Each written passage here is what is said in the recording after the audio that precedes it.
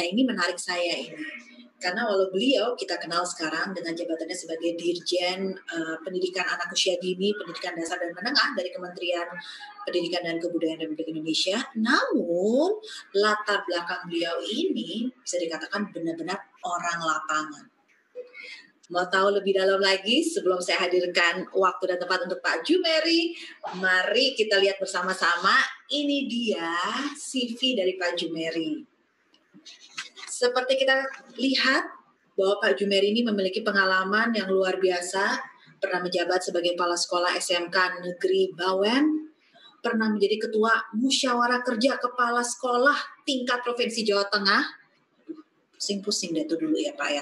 Terus pernah juga menjabat sebagai Kepala Dinas Pendidikan Provinsi Jawa Tengah, dan sekarang beliau pun telah menjadi Direktur Jenderal Pendidikan Anak Usia Dini, Pendidikan Dasar, dan Pendidikan Menengah.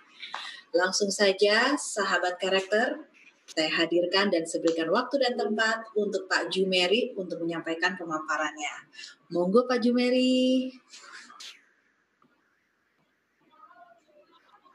Bapak mohon maaf, suaranya belum di-unmute.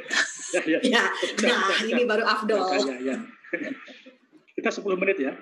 Ya, monggo Pak. Assalamualaikum warahmatullahi wabarakatuh.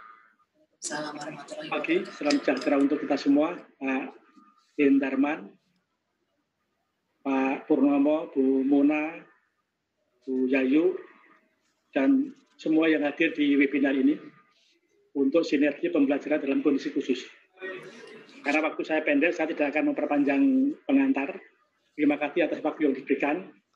Saya hargai Pak Purnomo, Ketua FKKG Tasikmalaya dari SD. Saya tahu bagaimana kiprah KKG di berbagai daerah.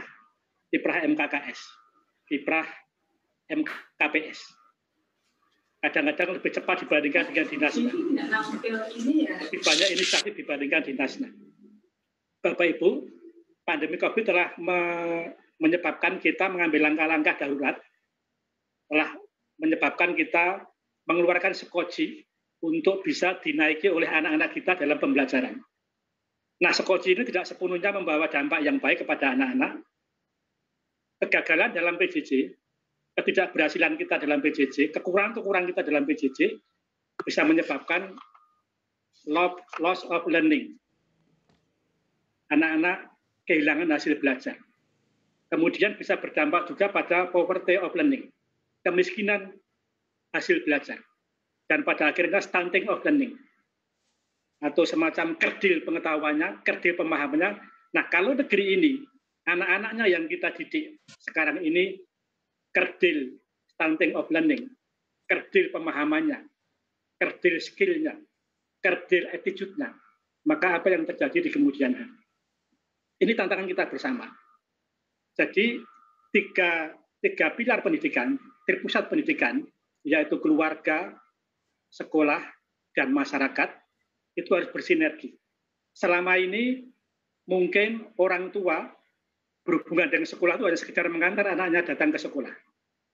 Kemudian mungkin mengambil rapot pada akhir semester, atau membayar iuran sekolahnya, atau diskusi tentang pengembangan sekolahnya yang mungkin tidak terlalu interaktif. Orang tua jarang berkomunikasi dengan pihak sekolah untuk hal-hal yang penting tentang putra-putrinya. Mungkin juga sekolah interaksinya hanya sekedar memanggil orang tua kalau anaknya bermasalah. Ini situasi. Kemudian masyarakat, sekolah juga tidak bisa mengkondisikan masyarakat, tidak bisa mengatur masyarakat, tidak bisa mengendalikan masyarakat, karena memang mereka komunitas yang berbeda dengan sekolah. Nah, inilah dampak-dampak yang timbul akibat itu. Nah, selama pembelajaran daring ini, pembelajaran dari rumah atau PJJ, pembelajaran jarak jauh, kebanyakan guru kita fokus pada penuntasan kurikulum. Mereka kekurangan waktu dan punya keterbatasan berkomunikasi dengan orang tua. Dari sisi orang tua punya pekerjaan. Dia harus bekerja untuk mencari rezeki untuk putra-putrinya juga. Ini keterbatasan. Kemudian banyak orang tua kesulitan dalam hal pelajaran. Pasti ini, karena tidak semua orang tua literate di bidang mata pelajaran yang dipelajari anak-anaknya. Kemudian juga kesulitan memotivasi anak-anak. Dari sisi siswa, PJJ bisa bermakna, bisa berdampak negatif yang permanen atau berjangka panjang. Stres, karena tugasnya yang berat, terisolasi yang dalam berkepanjangan, timbul rasa cemas, depresi. Kemudian juga ada peluang putus sekolah, karena sekolah dianggap tidak penting. Orang tua, murid menganggap ada ketidakhadiran sekolah dalam kehidupannya.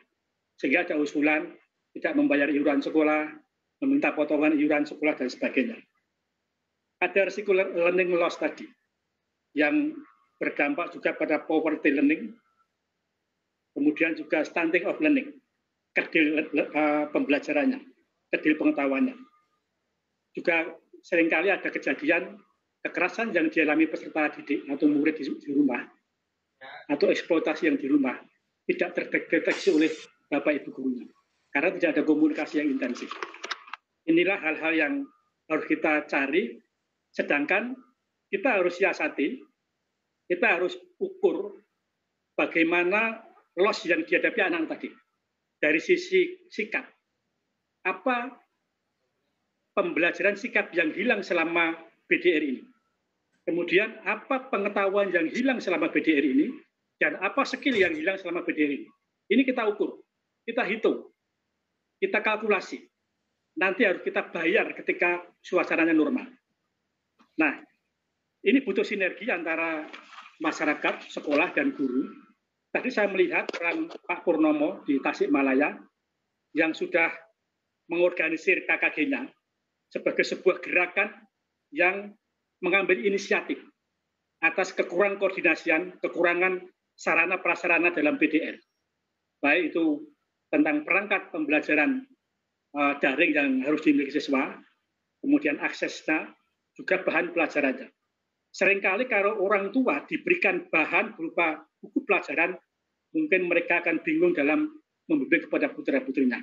Ini memang kementerian juga sedang membuat modul-modul untuk PAUD dan SD untuk membimbing guru, membimbing orang tua, dan membimbing peserta didik dalam belajar di rumah. Inisiatif yang dilakukan KKG Tasikmalaya dan juga dilakukan KKG di seluruh wilayah Indonesia merupakan inisiatif yang luar biasa. Saya tahu persis bagaimana kiprah KKG yang ada di daerah, MKKS, MKPS. Nah, saya sering menemukan dalam implementasi kebijakan, KKG dan MKKS punya kecepatan lebih tinggi dibandingkan dengan dinas pendidikannya. Saya tahu persis itu. Ketika proses alih kewenangan dari pemerintah daerah, kabupaten kota ke provinsi akibat Undang-Undang 23 yang kami hadapi tahun 2017, 16, itu peran MKKS, peran KKG ini sangat besar. Nah, saya berharap inisiatif semacam KKG Kota Tasikmalaya ini di-cloning, didiseminasikan ke seluruh Indonesia menjadi gerakan secara nasional. Kalau setiap daerah, setiap wilayah melakukan hal yang sama seperti KKG Tasikmalaya, maka learning, loss of learning, poverty of learning, stunting of learning, insya Allah tidak akan terjadi. Tadi inisiatif yang dilakukan adalah peningkatan kompetensi guru, pembuatan modul, dan penyederhanaan kurikulum. Inilah langkah-langkah inisiatif yang kita hargai, kita butuhkan untuk dilakukan oleh para guru, kepala sekolah, dan masyarakat. Nah, harapan kami dari hasil peningkatan kompetensi lewat diklat tadi, terjadi efek multiplier, efek yang menyebabkan si guru yang dilatih itu sebagai TOT, training of trainer, dia akan mendiseminasikan kepada lingkungannya, kepada teman-temannya. Inilah prinsip yang akan kita pakai pada penunjukan sebagai guru penggerak dan nanti sebagai sekolah penggerak yang akan memotivasi, menyinari lingkungannya dengan baik. Nah, ini inisiatif dari sisi guru. Ada inisiatif dari masyarakat. Saya seminggu yang lalu mengunjungi sebuah daerah yang ketinggiannya itu 1.200 meter di atas permukaan laut. Itu di lereng Gunung Telomoyo di Kabupaten Semarang, namanya Desa Sepakung. Nah, Desa Sepakung ini adalah desa digital. Ada beberapa desa digital di Indonesia. Nah, sejak tahun 2017, desa ini membuat jaringan internet di desanya. Padahal desa itu untuk masuk ke sana, itu harus naik sepeda motor yang berkekuatan tinggi. Saya naik motor ke sana. Bermotor dengan beker-beker Semarang. Nah, kami naik ke desa itu dan menemukan bahwa anak-anak di desa itu, masyarakat desa itu memperoleh jaringan internet secara penuh. Dan selama masa pandemi ini, internetnya dipotong hanya 50% bayarnya, kemudian kepada anak-anak diberi akun gratis untuk bisa mengakses internet 24 jam. Ini pemanfaatan dana desa, dan insya Allah ini akan kita jadikan best practice bagi desa-desa, bagi kabupaten kota di wilayah lain di Indonesia.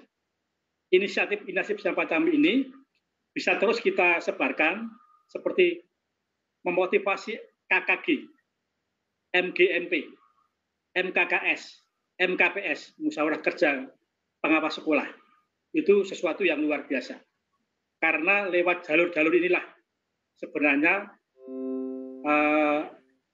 informasi tentang kebijakan-kebijakan pembelajaran, tentang metode-metode pembelajaran, tentang inisiatif-inisiatif dalam pembelajaran bisa disebarkan, bisa diseminasikan, yang pada akhirnya bisa digugu dan ditiru oleh guru-guru kita yang menghasilkan pembelajaran untuk mengurangi dampak akibat PJJ yang berkepanjangan yang menyebabkan stres peserta didik, mereka stres jangka panjang. Bisa juga kita akan menjadi kerdil dari sisi pengetahuan, keterampilan, dan attitude-nya. Saya kira itu yang bisa saya sampaikan, tidak terlalu panjang. Assalamualaikum warahmatullahi wabarakatuh.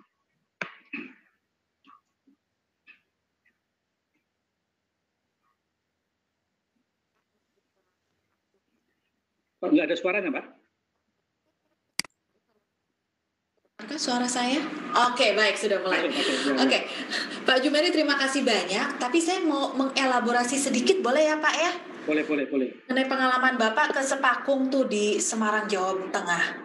Ini yang menarik nih Pak, bahwa ternyata seperti Bapak katakan bahwa kita tidak bisa mengandalkan inisiatif dari pihak para pendidiknya saja, bahwa masyarakat, orang tua, murid, pemerintah daerah ini bisa berperan serta.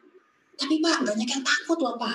Takutnya adalah gini, aduh ini saya melewati kewenangan siapa nggak ya, atau jangan-jangan inisiatif saya ini malah membuat ada orang lain tersinggung. Sebenarnya boleh nggak sih Pak pihak-pihak selain pendidik melakukan inovasi-inovasi yang mungkin untuk daerah saya ini cocoknya seperti ini?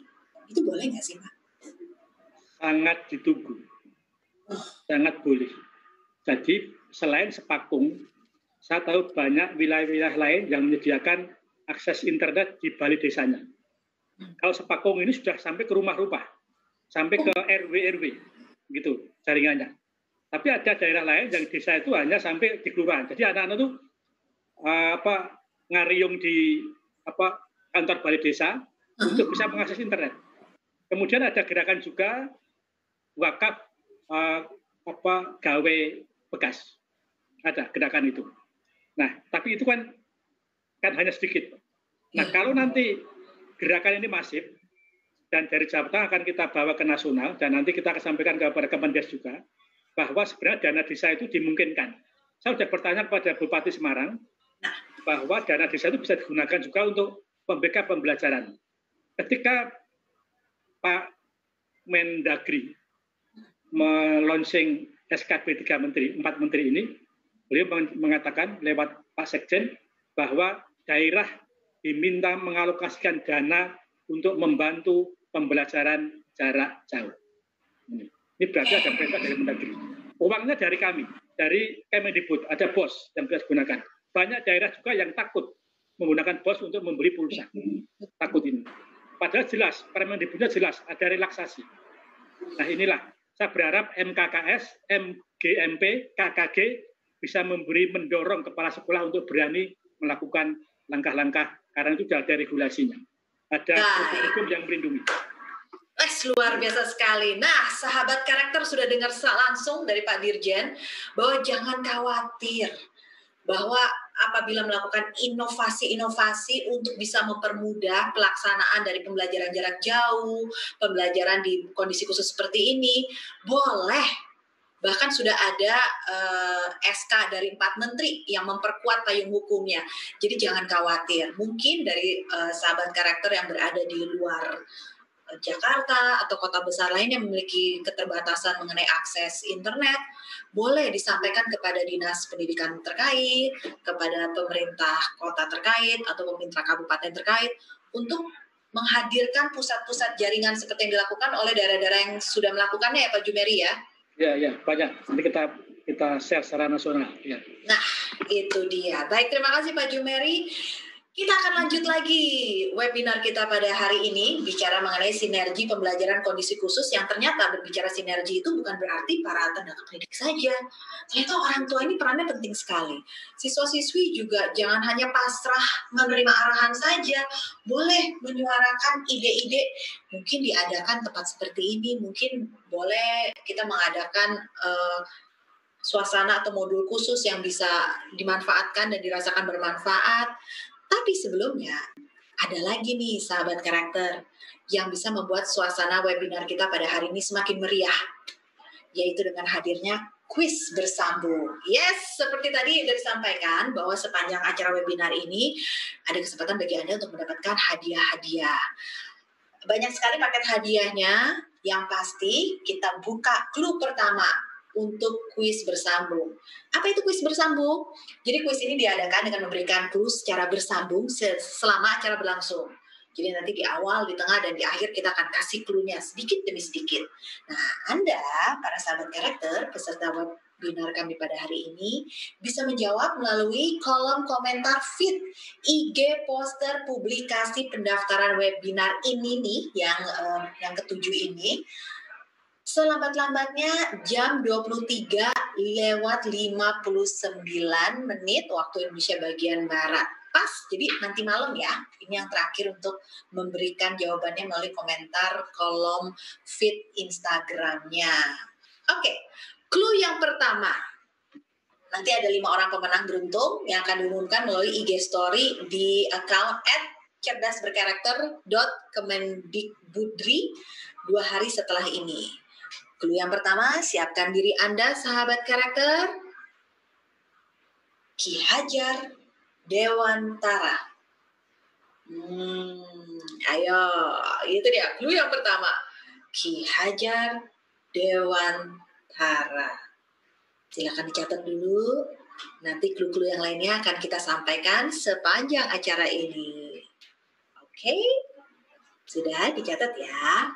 Oh, bukan 5.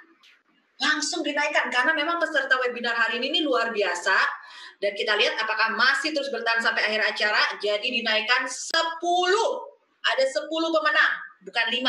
10 pemenang. Nih salah satu dari hadiah yang bisa diperoleh ya. Jadi ini bonusnya. Selain hadiahnya ada ini seperti yang di sebelah saya, cangkir. Terus ada tumbler.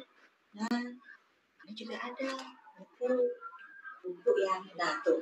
Pendidikan karakter era milenial. Kemudian bisa menjawab ya tantangan yang ada. Terus ada juga yang ini, sekolahku, usaha. Sambil meraba-raba, kira-kira apa sih jawaban dari kuis bersambung itu? Kita masuk ke narasumber kita yang ketiga untuk hari ini. Langsung aja kita sambut Mona Ratuliu. Yes. Hai, selamat pagi. Hai, selamat pagi. Mona, maaf ya, biar wajahmu terlihat dulu, aku panggil dulu. Tapi sebenarnya ternyata kita ada kuis satu lagi. Oke. Nah, sambil kita lihat ya, ini ada tadi kuis bersambung udah, clue-nya Ki Hajar Dewantara. Selanjutnya itu ada kuis Slido. Nah, ini dia. Sebentar ya Mona ya. Jadi kuis Slido ini kita lihat Anda bisa bergabung di slido.com. Nah, ini langsung aja ikut. Ya, tuh udah banyak banget yang bergabung di sana. Langsung. Oke. Silakan ya, jangan lupa untuk bergabung. Itu ada scan barcode-nya. Langsung aja di-scan, nanti bisa langsung ikutan dari kuis Slido-nya. Oke, ayo ikutan seru-seruan untuk hari ini. Dan langsung saja, ini kita bergabung dengan Mona Ratuliu. Oke, jangan lupa ya, pendaftarannya harus menggunakan nama yang Anda gunakan saat pendaftaran untuk bisa bergabung di kuis Slido ini. Oke, mari kita bergabung dengan Mona Ratuliu. Oke. Ya, Anya. Hai Mona. Hai. Sedikit pengantar terlebih dahulu sebelum kita ngobrol-ngobrol dengan Mona Ratuliu. Ini CV dari Mona Ratuliu. Bolehlah kita tampilkan terlebih dahulu sambil saya nanti bacakan setelah ini. Oke, Mona Ratuliu, kita kenal beliau sebagai penulis buku, selebritis, dan parenting influencer. Menjadi pendiri dari Miles Parenting, terus sharing artikel parenting di website www.monaratuliu.co.id, dan juga sering on air dalam segmen parenting di radio 90,4 Cosmopolitan FM, di mana di situ akan sharing bersama dengan komunitas Miles Parenting dalam acara Parenting Talk. Lalu sudah menjadi presenter untuk banyak sekali acara-acara parenting, mulai dari Halo Celebrity dari tahun 2009, lalu Modern Moms dari tahun 2014 hingga sekarang. Nah, Mona yang sekarang hidupnya makin rame dengan 4 orang anak. Betul sekali. Oh my God. Mulai dari yang pertama usia berapa, Mona? Yang pertama 17 tahun ya. Oh my God, udah mulai punya KTP ya. Betul. Terus yang kedua? Yang kedua 11 tahun. Yang pertama perempuan kan 17 tahun. Yang kedua laki-laki 11 tahun. Terus yang ketiga itu 8 tahun perempuan lagi. Yang keempat baru aja mau 3 bulan perempuan lagi deh. Gitu. Dari sahabat karakter yang ada, ini memiliki 1-2 orang anak yang mungkin jarak usianya tidak begitu jauh, yang mungkin memiliki gaya belajar yang hampir serupa, itu sudah sakit kepala loh menghadapi pembelajaran kondisi khusus seperti sekarang ini. Nah, dirimu tuh bagaimana? Yang 17 tahun kan kebutuhannya beda. Yang 11 tahun beda lagi. Yang 8 tahun juga beda lagi. Yang 2 bulan oke lah. Masih belum membutuhkan pembelajaran khusus seperti ini. Masih kebutuhan pembelajaran dari keluarga. Tapi yang 3 ini bagaimana, Mon? Nah, sebenarnya kalau sekarang sih bagus banget ya ada sosialisasi yang namanya pembelajaran kondisi khusus, sehingga ini menyadarkan orang tua juga bahwa oh iya betul ini kondisi khusus ya gitu. Cuma awal-awal itunya tiba-tiba dari belajar offline terus berganti dengan belajar online, itu tuh orang tua lumayan kaget juga gitu. Aku juga termasuk orang tua yang kaget. Tiba-tiba harus belajar online, sementara kan kita orang tua juga ada gaptek-gapteknya ya. Jadi, bener terkaget-kaget banget deh awal-awal itu. Nah, kalau anakku yang pertama yang 17 tahun, untungnya memang udah bawa laptop ke sekolah, jadi dia sebenarnya bisa handle sendiri semua cara belajarnya, sama tugas-tugasnya bisa handle sendiri. Kalau yang kedua yang 11 tahun juga udah mulai bawa laptop ke sekolah, tapi baru dari kelas 4 SD ya, waktu itu dia kelas 5 SD, jadi ya lumayan lah gitu, dia sudah lumayan cukup bisa handle sendiri, cuma beberapa tugas-tugasnya memang perlu dibantu orang tua. Nah, yang ketiga ini nih, yang yang 8 tahun kan betul-betul hampir belum menyentuh gadget ya. Jadi ya dari nyalain laptop, nyambungin ke internet, terus nanti download aplikasi apa, masuk aplikasi ini, rekam video, terus upload ke aplikasi beda lagi, segala macam. Nah, itu semuanya orang tua gitu, dengan keterbatasan kemampuan juga ya, pakai segala macam jenis teknologi ini. Aduh, benar-benar sempat agak gagap dan pusing gitu. Cuma memang akhirnya dari beberapa minggu pertama tuh yang mengejutkan banget. Cuma dari situ aku belajar bahwa memang kita orang tua harus menanggapinya juga dengan santai gitu. Kita kan mikirnya kalau sekolah tuh, wah kumpulinnya harus tepat waktu, ini begitu. Padahal nanti masuk ke aplikasinya aja kadang-kadang error gitu kan, terus butuh waktu lama dan lain sebagainya, banyak deh kendala-kendalanya. Tapi begitu kita menghadapinya dengan santai, dan apalagi sekarang ya, sekarang kan tahu bahwa ini adalah kondisi khusus. Memang pastinya semua, ya guru juga pastinya maklum, orang tua juga mestinya juga memang banyak maklumnya sih dengan kondisi ini. Memang kondisi ini baru buat kita dan nggak bisa juga sempurna. Namanya orang tua kan pengennya tuh yang terbaik buat anak, apalagi urusan sekolah gitu. Pengennya semuanya sempurna, perfect gitu. Ngumpulin tugasnya tepat, anak-anak kerjainnya juga rajin, sekolahnya di rumah segala macam. Nah, tapi kan kondisinya kan mungkin banyak tantangannya. Kayak misalnya sekolah di sekolah dengan sekolah di rumah aja tuh buat anak-anak secara mental udah beda. Di rumah tuh bawaannya kan pengen leyeh ya. Nah, Nah, itu aja udah beda banget. Jadi ya, apa ya, nah ini ya yang ketika menarik kita nih. santai dan banyak maklum, lumayanlah menghadapinya. Cara membuat anak-anak tetap semangat sekolah walaupun itu di rumah, karena melihat dari beberapa teman-teman kita nih, Mhm. pada jam-jam tertentu mereka sudah mulai fokusnya tuh off. Iya Iya iya nggak sih, iya, ngalamin benar juga nggak benar. sih Mona? Kalau di Iya. sekolah mungkin mereka karena kondisinya di dalam pengawasan gedung, ada Mhm gurunya terlihat, ada mhm. teman-temannya, jadi lumayan bisa difokuskan. Cuman kan dengan kondisi khusus seperti sekarang ini, apalagi dalam apa ya, aura rumah kan kayaknya ada teritorial gue, terserah deh mau gurunya nyantai gimana, seperti apa. Nah, ada nggak yang dialami seperti itu, di mana susah banget sih nyuruh anak-anak tuh fokus pada kelasnya, pada pembelajarannya? Pernah banget, apalagi di awal-awal ya karena sekolah di rumah dan aturan-aturan tuh belum belum ada, ya udah pokoknya yang penting nyalain kamera udah gitu.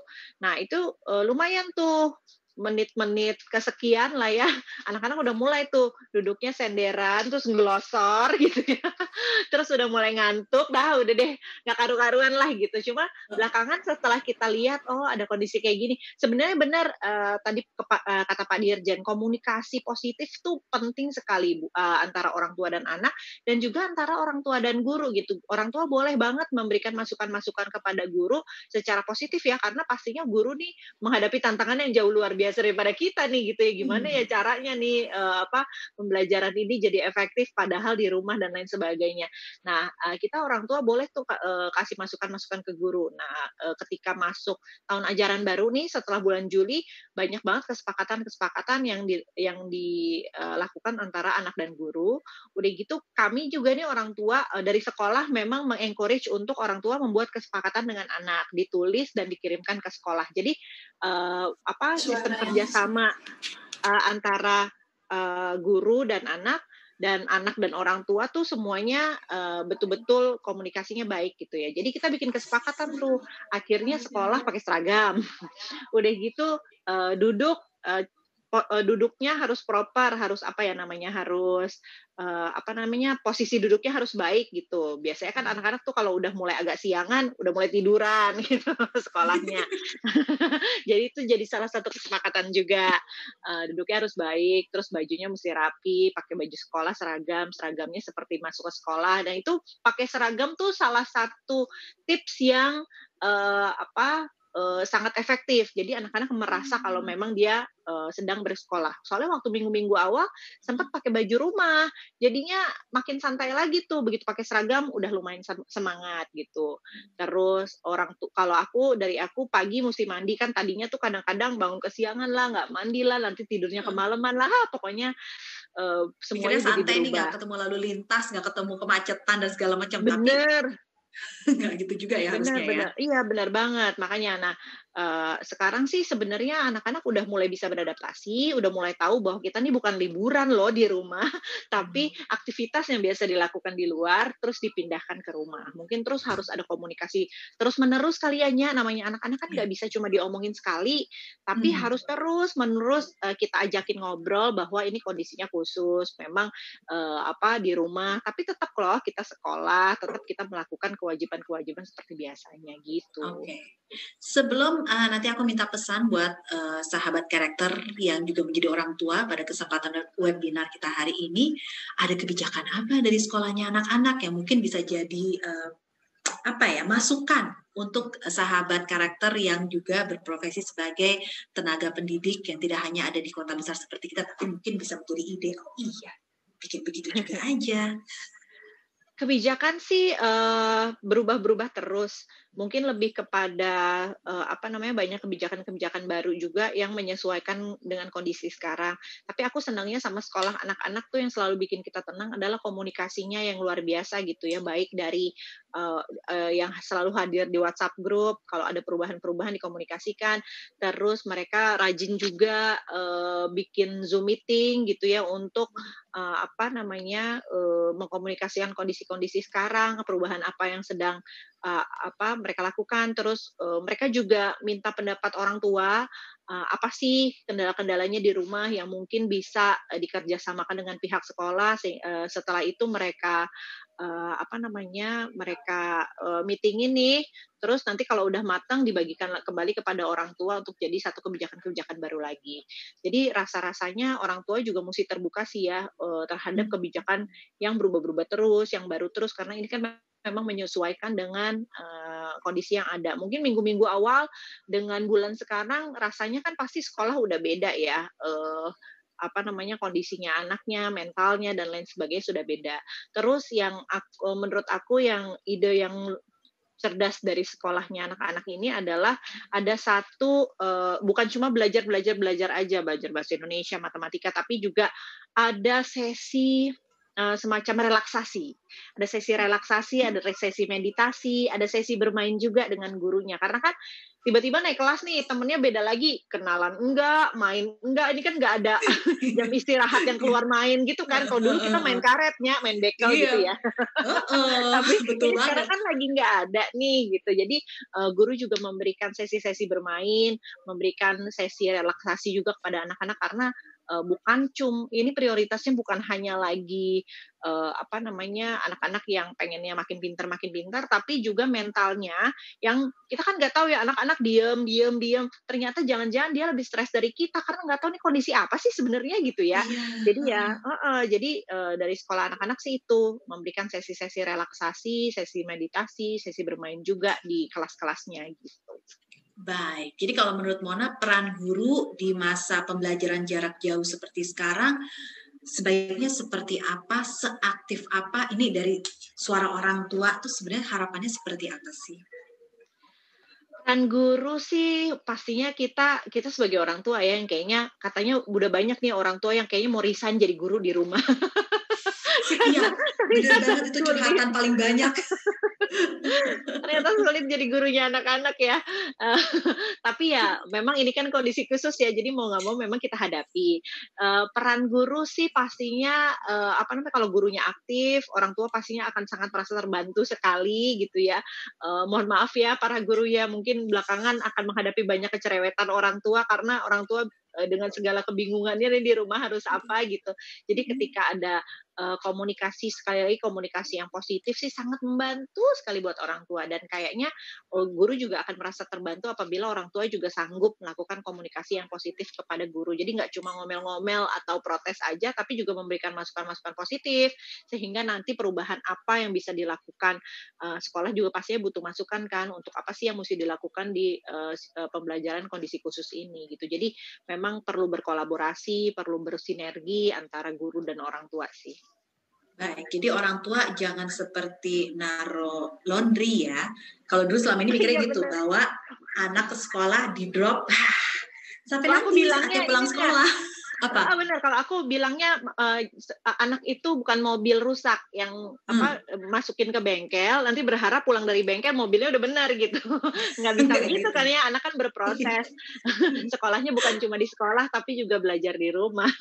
Nah, apalagi sekarang makin terasa sekali ya, orang tua ini berperan sangat besar dalam pembelajaran anak-anak ini.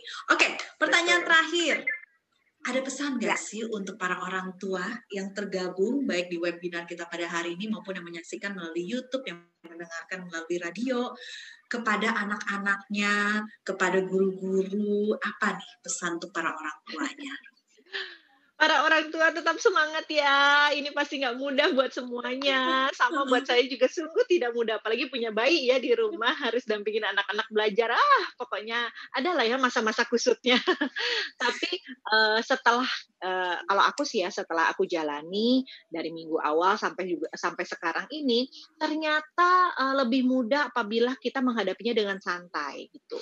Jadi nggak terlalu banyak tuntutan bukan cuma kepada anak, tapi kepada diri sendiri ya, kadang-kadang ibu kan gitu ya, menuntut diri sendiri untuk, membuat anaknya jadi terbaik gitu. Nah itu kayaknya dihilangkan dulu, agak digeser dulu, yang penting, kita, orang tua, guru, dan anak bisa menghadapi kondisi ini, dengan baik gitu ya, bukan cuma, lancar belajarnya aja, tapi juga mentalnya anak-anak, terus kebahagiaan keluarga, semuanya juga jadi prioritas dong pastinya gitu. Jadi ya kalau dari aku sih, setelah akunya juga lebih santai, aku juga menerima bahwa mungkin akan banyak kekurangan-kekurangan yang, terjadi gitu ya. Biasanya anaknya berprestasi misalnya, terus tiba-tiba sekarang jadi gelagapan karena bingung sekolah di rumah.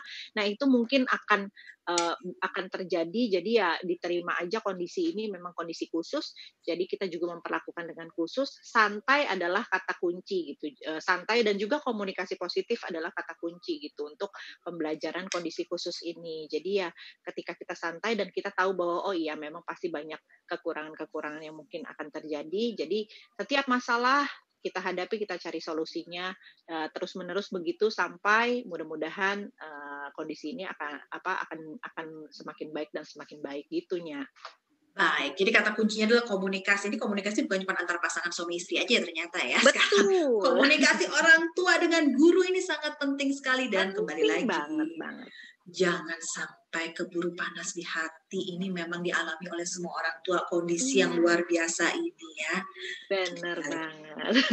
Karena kalau misalnya bukan cuma anak-anak pintar, yang penting anak-anak juga happy, bahagia di rumah. Itu yang penting. Anak-anak tidak hanya pintar tapi juga happy, bahagia di rumah. Baik, Mona, nanti kita akan ketemu lagi di akhir acara ya. Terima kasih banyak buat sharing-sharing